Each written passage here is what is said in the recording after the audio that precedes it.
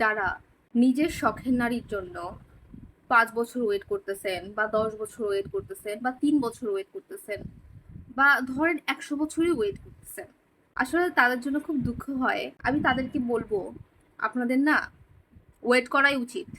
কারণ আপনারা শখের নারীকে পায়ে গেলে আপনারা যদি চাঁদও পেয়ে যান, তাও আপনারা চাঁদের কখনো মূল্য দিতে পারবেন না। আপনারা চাঁদের খুঁত ধরে বের করবেন।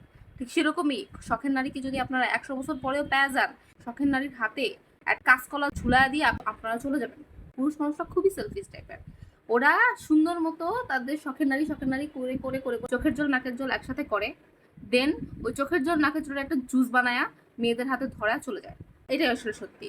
মানে কথাটা খুব বিরক্তিকর আর ঘৃণাত্মক হলেও মেয়েদের মেন্টালিটির সাথে মিলবে, কারণ সে দিন শেষে চিন্তা থাকে শুধুমাত্র আপনার বিহেভিয়ারের জন্য।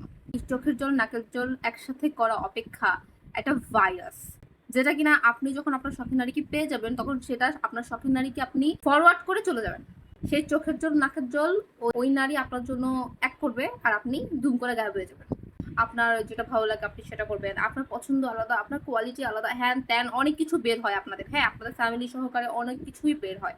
তো আমার মনে হয় আপনাদের উচিত আপনাদের শখের নারীর জন্য সারা জীবন ওয়েট করা, পরের জন্মে ওয়েট করা উচিত।